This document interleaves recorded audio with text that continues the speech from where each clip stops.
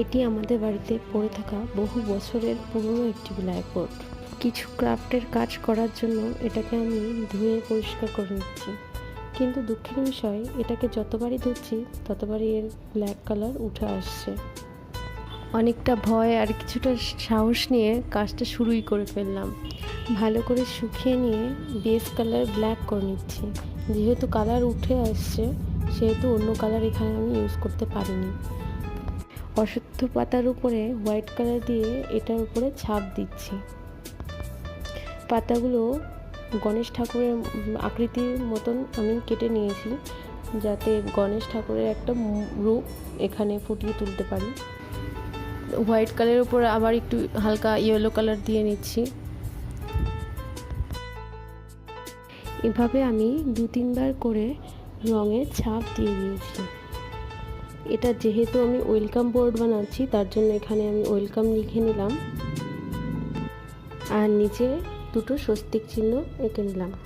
চোখ, সুর এগুলো যাতে বোঝা যায় তার জন্য আমি ব্ল্যাক কালার দিয়ে হাইলাইট করে নিয়েছি, আর এই রাউন্ড শেপের কাজগুলোকে সাইড দিয়ে বসিয়ে দিয়েছি।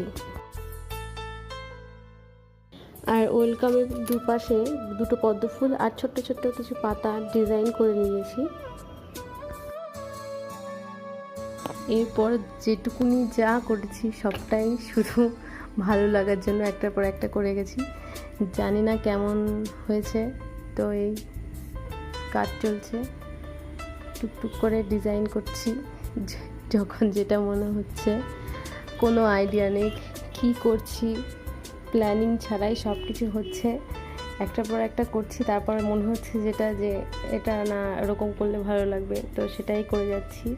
এই ওম না গণেশায় নমঃ লেখার পর উপরটা ফাঁকা লাগছিল, যার জন্য উপরেও একটু হালকা ডিজাইন করে দিলাম।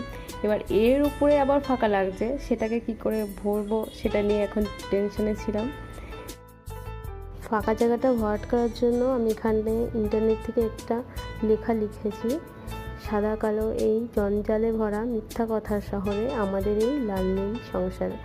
তো আমি সেটাই এখানে কপি করে দিয়েছি। এটা আমার আইডিয়া না, এটা নেট থেকেই নেওয়া। তো তার উপরে আবার ডিজাইন করে দিয়েছি। এই যে তার ফাইনাল লুক মোটামুটি ঠিকই আছে। আমি যতটা ভয় পাচ্ছিলাম ততটাও খারাপ হয়নি। আমার কাছে তো ভালো লেগেছে। তোমাদের কাছে কেমন লেগেছে অবশ্যই কমেন্ট করে জানিও, আর ভালো লাগলে লাইক করতে একদমই ভুলো না। টাটা।